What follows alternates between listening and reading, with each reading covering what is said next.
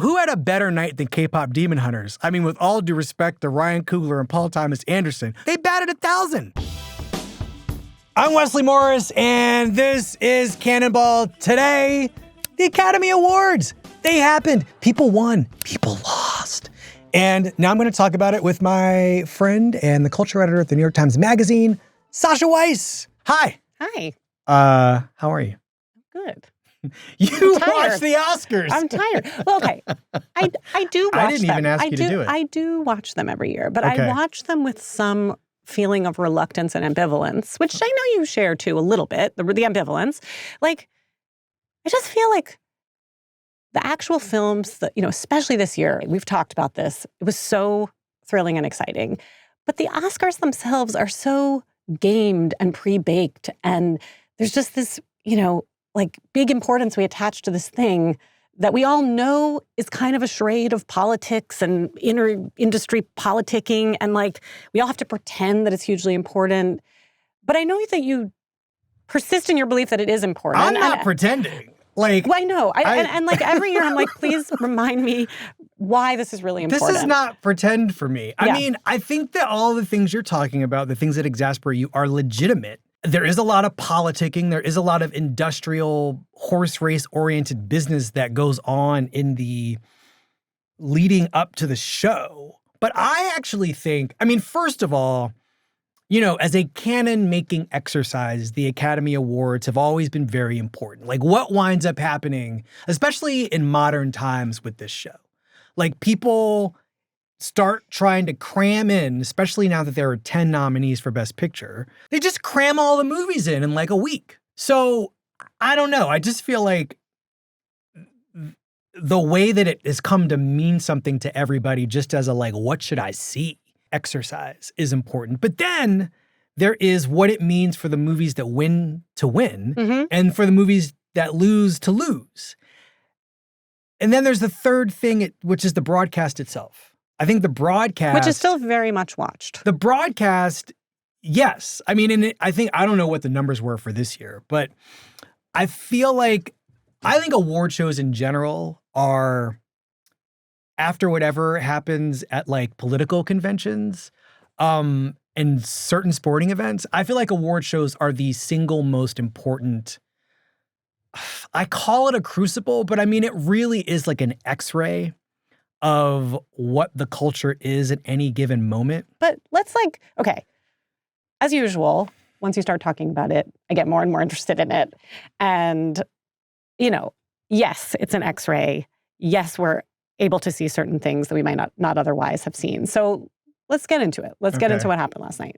Maybe starting with kind of where the show starts, which is Best Supporting Actress category. This year, you have talked a lot about some of the tensions around the supporting actress category, right? There's Tiana Taylor playing this kind of explosive role in One Battle After Another as a Black radical revolutionary. And some people, like Daphne Brooks last week on your show, were really skeptical of her portrayal in this movie and how he kind of used her in this movie.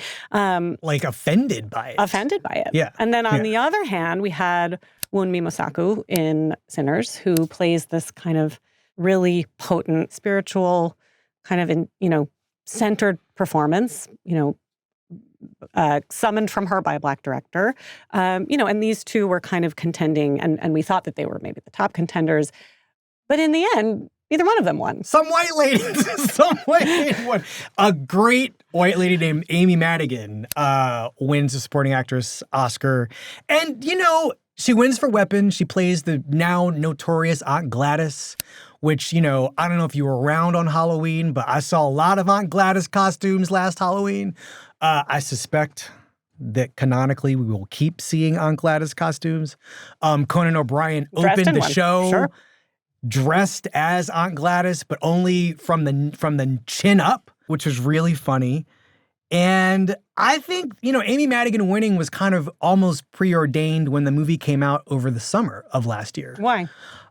She stole the movie. She is very good. I'm glad she won. Amy Madigan has been doing this for a long time. I don't know. So you were happy about it. And I was fine with it, but also, did you feel like it kind of sidestepped this controversy or debate? I think It does not feel good to say, I think we might have been spared something here. Only in that it just puts the conversation about at least the Teyana Taylor character to rest. And for some people, the performance itself, because now the contention is more with the film as a complete entity rather than singling out this one performance for praise. But, I don't know. I just feel like... Can I ask maybe an annoying question? Sure. In your shadow Academy Awards, which you don't actually like giving out, would you have awarded it to Teyana? If I'm being honest, and my ballot was given to me the minute I left One Battle After Another, I probably for sure would have checked Teyana Taylor's name. Yeah, because it was thrilling. I feel like a lot of people with this movie saw it once, and they're still high off the excitement of having seen it one time. So I probably would have voted for Teyana Taylor if I didn't have time to think about it. But then once my brain kicks in... So the pure kicks in, fumes. Yeah, yeah, for sure. This is actually a good segue to the next thing I want to talk about, which is the casting award, which was an award you were really excited about and kind of thrilled that they were creating. I was curious, how did you like the presentation of it? During the show? Yeah. I loved that. I loved that they had one cast member from each of the nominated movies come out and just sing the praises of the nominated casting director and talk about the process by which, in some cases, that actor, who did it? Wagner Moura did it for The Secret Agent. Chase Infinity did it for One Battle After Another. Delroy Lindo did it for Sinners. Paul Mescal did it for Hamnet. And Gwyneth Paltrow did it for Marty Supreme. And first of all, just that array of people on the stage at the same time is just like... It shows the sheer variety of the things that they're looking for. It makes my seeing. movie-loving eyes, just like my star-loving eyes well up. But also just the effusiveness with which they talked about these people who gave them these jobs, because really they hired these people. Right. And you feel that gratitude. Yeah, you feel that they're explaining kind of what it is to feel seen in a very particular way by these people. Also, the conversation beforehand was like, obviously who's going to win the category? Who's going to win the first ever casting director award? And you thought it was going to be Francine Maisler for Sinners, right? Yes. But only because she's been at it for so long. But really, honestly, there were only two.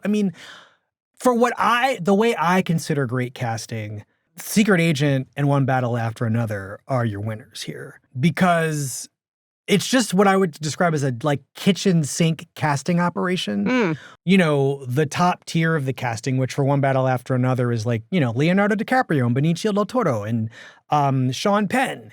But then you've got this other layer of, Regina Hall, Teyana Taylor, Chase Infinity, April Grace, all the black women in the movie, Jungle Pussy, all these black women in the movie that have to be correspondent to each other as well as to the other constituent parts of the movie. And then you've got this layer of people you have never seen before. People who aren't professional actors, like the kids in the movie, like the skate kids who are called Latino Heat in the movie. All the military guys who used to do some kind of government or security work, who are playing, the terrible, bad military industrial complex exponents. So this delicate network of interrelation that you're having to kind of map as a casting director. It's not only the person for the part, it's the person in relation to all of the other people. Yes. So Cassandra Koulakundis was out scouring.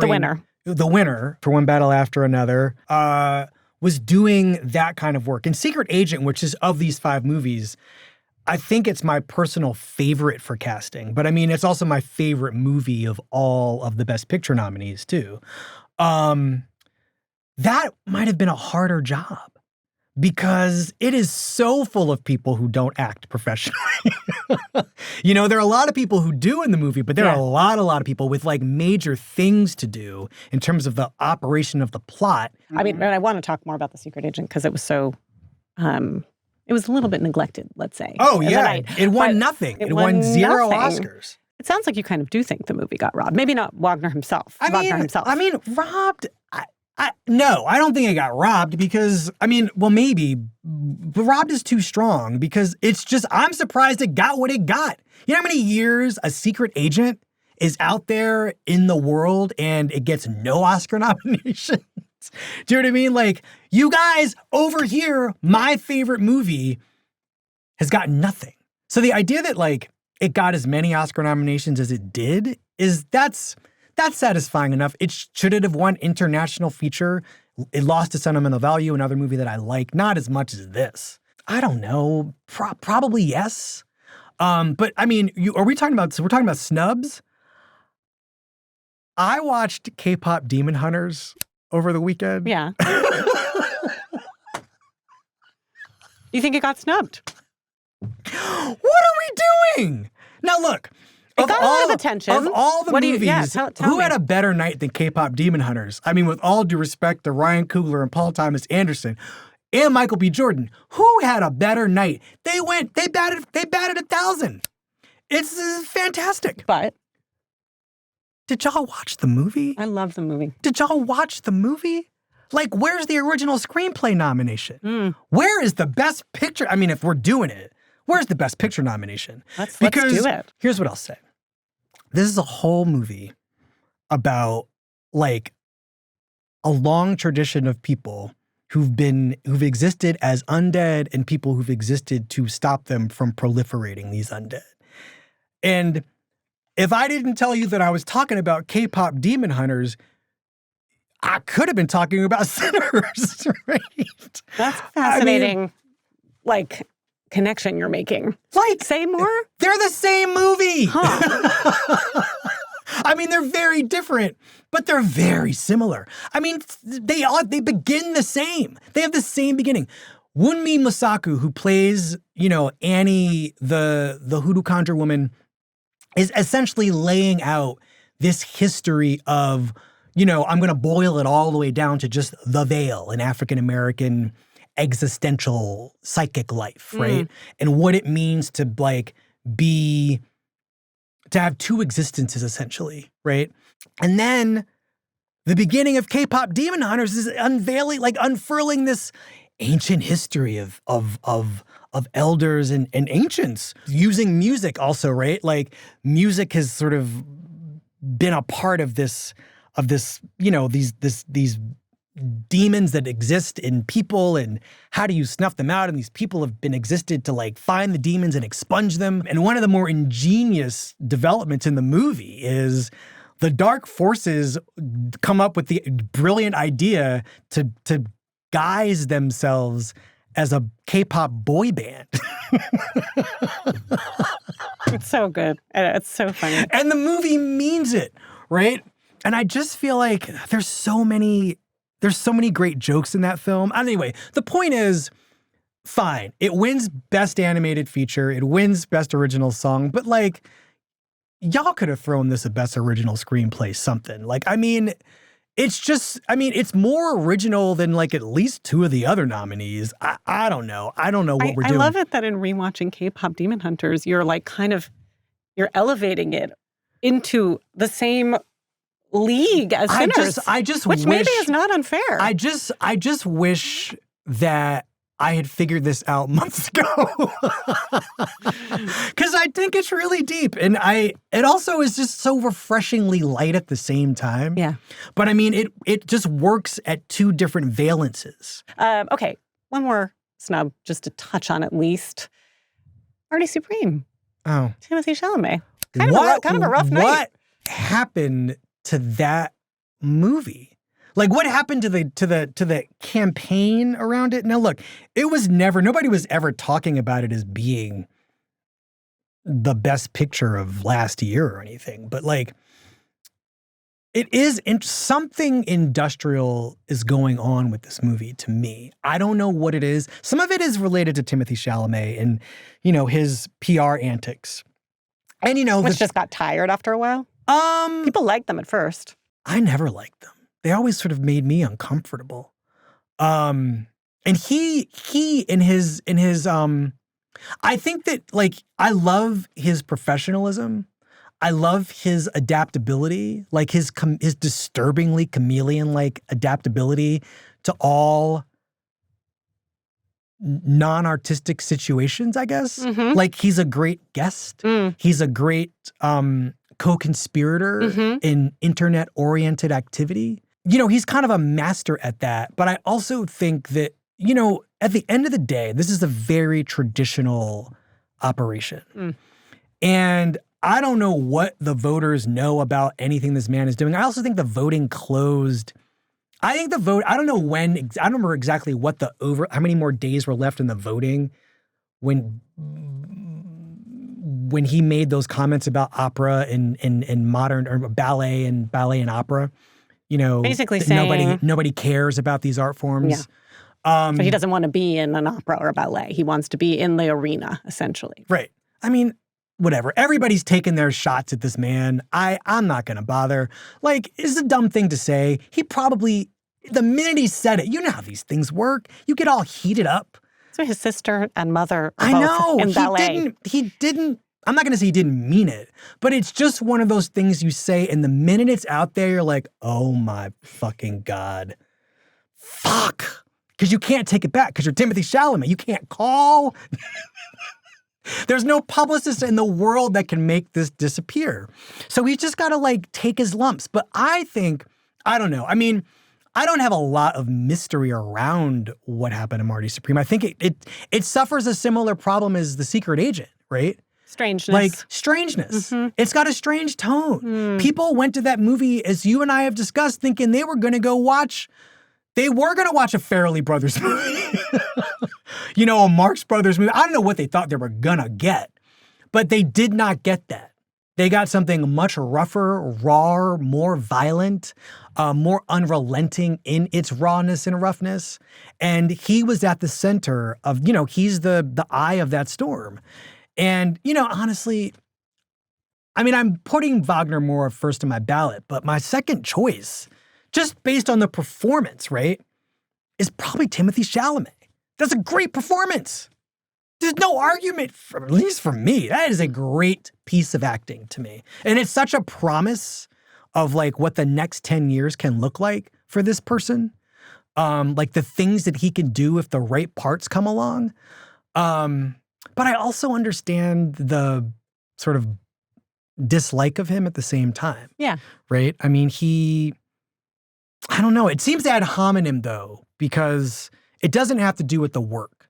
It has to do with all of the other stuff. And I think the other stuff has sort of invaded the willingness to tolerate the ambition of the work. It's kind of a weird, cruel cultural one too, because it's like you're obligated as an actor to participate in these press cycles and to promote yourself and like Timothée Chalamet won that. He's so good at that part of his job.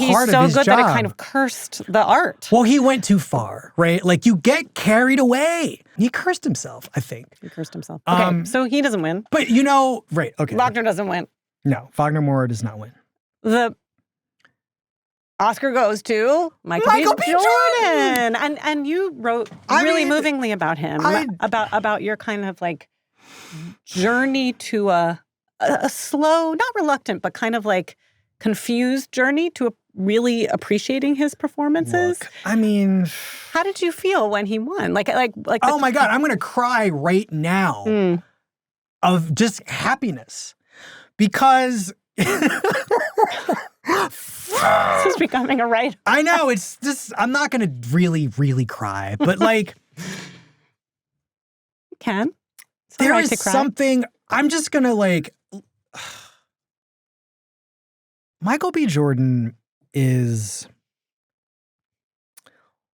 the kind of movie star that it's just so easy to overlook what they're doing as an actor because the movie star dimension of them is so strong. And I mean, sometimes you are positively overlooking what they're doing as an actor because it's not very interesting. And he never really interested me as an actor. But from the beginning of his career, like, I mean, the first time I saw him was probably the first time a lot of us saw him, which is as Wallace on The Wire. And that little boy he had something, right? He's just like a ball of feeling, right? Like just knotted up. And I think that the whatever it is in him that's sort of coiled up as an actor, it frequently needs to be massaged into some sort of relaxation. And like the parts he's playing, especially with Ryan Coogler, they don't allow for that. I'm talking, he plays Oscar Grant in Fruitvale Station. He starts the day one way and doesn't make it to the end of the day. And part of what he's acting is the frustration of, his life in that moment. The Creed movies. I mean, it's really interesting to me that like I am guilty of going to at least that first Creed movie and being like, man, Stallone. He really, okay, Stallone. I don't remember what I thought about Michael B. Jordan beyond I got to spend time at a movie starring Michael B. Jordan. But like these But okay, how do you get from this feeling of overlooking of overlooking and like slight disinterest, right? And feeling that he's coiled up in a way that you can't access something to like weeping. I'm not done weeping. I'll get back to that. But because you go back and watch, once he got the Best Actor nomination, I was just kind of like, oh, okay. They did it. But they did what? The Academy watched this movie and they were like, oh, Michael B. Jordan, that's not hard. I think people watched this movie and they were just like, huh. I mean, I hate Marty Supreme. I don't understand The Secret Agent. I don't know what Ethan Hawke is doing in this movie. And DiCaprio's won already. But that Michael B. Jordan, man, he got me. I mean, I think it was truly that simple. And then whoever didn't vote before the SAG Awards, the now Actor Awards, that Michael B. Jordan won Best Actor at like 2 weeks ago. That speech was so moving. That moment was so powerful because nobody in the room saw it coming, And then it came and you were like, oh my God, I love this person. So Viola Davis is the person who started it, honestly. Where she just was like, I can't believe this is happening. And, I was on the sofa with two friends and I was like, I can't believe this is happening. It's just, it's an infectious. What does it mean to you? Like, what does it mean to you in the end? Like, because you're kind of describing like a process of elimination. And then when everybody else is eliminated, you feel your feeling rushes in. Like, I think it's more than that. It's more than that. Well, I mean, on the one hand, it's math, right? But on the other hand, I mean, I don't know what people were thinking when they actually put his name on or they, chose him. But there's a lot going on in this performance, and I missed it the first time. Even the second time and third? And the third time. I just wasn't watching for him. I was watching for this movie's ideas. Because there are a lot of them. And they're kind of inexhaustible. And the arguments that I have with this movie about should it have done this, should it have done some other thing? Like, what is it? What are these metaphors? Like, do I understand this more seeing it a third time? The answer is yes, I understand Sinners a lot more having seen it now 4 times. But the 4th time I watched it just for him. And I had never studied Michael B. Jordan in this way before, in any performance.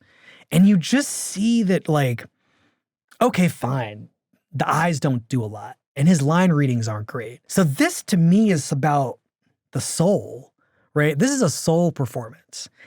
But this is also a movie about souls, right? Having one, keeping yours. And I just kind of missed what his soul was doing in this movie. Even once one of the characters he's playing loses his. And what is it doing?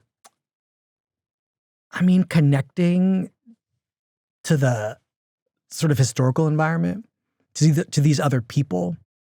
I mean, the story of this movie is very simple, right? 2 brothers want to open a club and then these demons show up.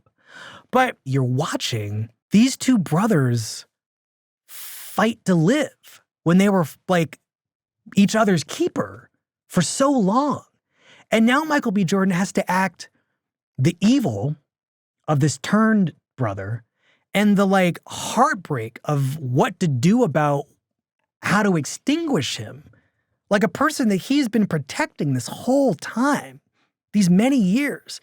It is really tough. I mean, and you can see the devastation on his face, the difficulty, the sadness of losing the child. There's a scene in this movie where he goes to Annie's apothecary in the woods. And, he's dismissing, her hoodoo. And she's like, well, let me tell you something. How do you know that any of the root work I did didn't keep you and your brother alive up in Chicago where y'all were gangsters with Al Capone and stuff? And he has this moment where like, it's very fast, but you can see like 4 different emotions settling on his face. And he says like, with a delivery that I have never heard from him before, just like, well, why those roots ain't save our baby? And it is just, whoo, woo. But I missed it the first 3 times.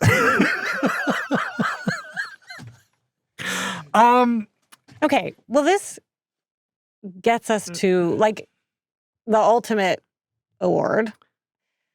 Can I just say though, real quick? Yeah. Like, the thing that felt so good about him winning is he's got the thing that you want from a movie star, which is all the other stuff. You're just rooting for this man. And the beautiful thing about his speech was he was just like, I thank y'all for believing in me. He wasn't talking about the Academy. He was talking about everybody else, the audiences. The people who've been stopping him on the street since he was on The Wire, being like, yo, man, I love you. And that is the thing about Michael B. Jordan. Everybody believes in him. Like there isn't a person that I have encountered, even the people who don't think he's a good actor, they all believe in him. They're all rooting for him. And that is what that tidal emotion was in that room at the Academy Awards that night. Like it's just... Yes, of course, Michael B. Jordan. It just feels good. I'm just rooting for him, even when, like, I would not have voted for him myself. But I'm glad that enough people did that he went up there and got that Oscar. It just makes me happy. It just really makes me happy. Congratulations, Michael B. Jordan. Amen. But Sinners didn't win. and I'm curious how you ultimately felt about that. I mean, that was kind of the narrative of the night. It's One Battle After Another versus Sinners. 2 movies that, as you say, are in some kind of conversation with each other. But if this Oscars is an X-ray of the moment, what does it mean that One Battle was the ultimate winner? And how did you feel about that? I feel real heavy about it. I mean, it's funny because if you had asked me a few years ago how I feel about Paul Thomas Anderson winning a bunch of Oscars, I mean, because he's been nominated for a bunch of Oscars, I would have been like, yeah, he is one of my favorite filmmakers. I love him. I love his movies. He's got an imagination. He's got all this history cinematically that he can play with, that he has command of. He's got different modes. I mean, The Phantom Thread is a wildly different movie from Boogie Nights, is a wildly different movie from Licorice Pizza, is a wildly different movie from Hard Eight or Inherent Vice, which is my favorite Paul Thomas Anderson movie. But, I left that film just so happy, One Battle After Another. And then I met the reality of the people in my life. I'm friends with a lot of people who love it more than I do. But I'm also friends with a lot of people who despise it and think it is another kind of movie that we have been being subjected to for, more than a century. These images that are really difficult to take of Black people being depicted in a certain way, which is negatively, right? Like in the case of One Battle After Another, sexually, explicitly sexually. Does the movie work as radical leftist politics? What are its politics? They're not the politics you think you're getting, right? It's the implicit politics. It's the politics that are upsetting to people, which is they're all racial. It's not the like free bodies, free borders, free choices.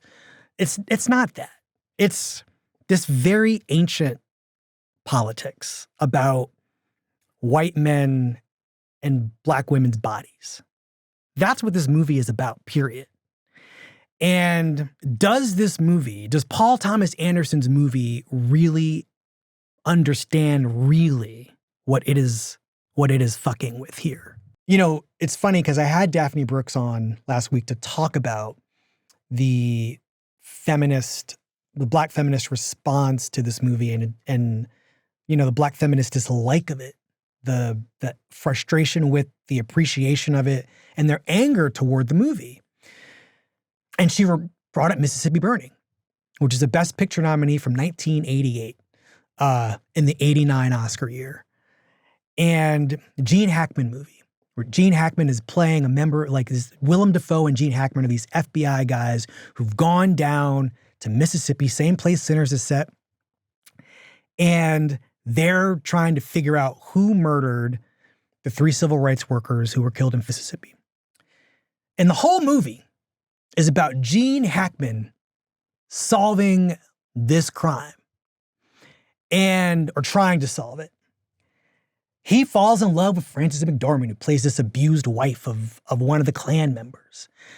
And the whole thing, there's not one black character in this movie. I can remember having a great time at Mississippi Burning. And I had it on a cassette with 2 other movies. I watched it over and over and over. And about maybe the 10th time I watched this movie, because it just, you know, I'd play them in a loop. I was young. I was 11 years old. I actually remember asking my mother, how come none of the black people are really talking in this movie about the civil rights movement? And she's like, well, that's just how it normally goes, honey. That's what usually happens. This is why, and she said to me, like, we're kind of sometimes better off just watching movies where there are no black people. Like, meaning white movies or just black movies, right? And the point was, like, once you start involving our stories and us, things get unpleasantly complicated because often the people who are trying to tell black character stories or tell some story of this country involving, you know, all kinds of non-white people, they don't really know, you know, this soul work that you need. These casting directors are looking for people with the souls to populate these movies. There's something missing. And so rather than like make a mistake, they just omit, or they didn't think it was important to get the people part right because the moral story is correct. So are you saying that One Battle After Another is making a valiant attempt at some kind of like serious cinematic integration that then results in like these problems? Yeah. But like, I guess what I want to know is like this strangeness and something missing and sort of stew of like shortcomings that enter into a movie when it you know kind of goes there. Like, is that a virtue of this movie in a way, or is it a failing of the movie? I mean, it's both. I think it's both a virtue and a failing. And I will say that, like, in the world of the Academy Awards... And what does it mean that that's the movie that won instead of the movie that is doing soul work in a very straightforward way, or in a very deep way? I mean, I don't know. There's a number of ways to answer that. One is, like, they just thought One Battle After Another was just a better movie, a better made movie. Just, like, you know, as filmmaking and storytelling. Right, that forward velocity that you're talking about, that excitement, that chase scene. It makes you high, that movie. And the X-ray of the present. Like, talk about X-rays. Yes. Just Sure. speaking right to us right now. For some people, Sinners is like old history. It's old history. It has no bearing on the present. And that, to me, feels sad. But one of the things that I love about the Academy Awards is that it forces a lot of us to have these conversations about what it means for these movies to not only be celebrated, but what do they mean as works of art? Who are they about? What are they doing? What is making me uncomfortable about this celebration of this movie in this way? You know, giving Sean Penn the supporting actor Oscar for playing this racist man. Like, what is this body trying to tell me about the people who make my movies?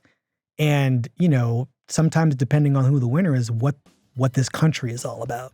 All right, Wesley, you've done it again.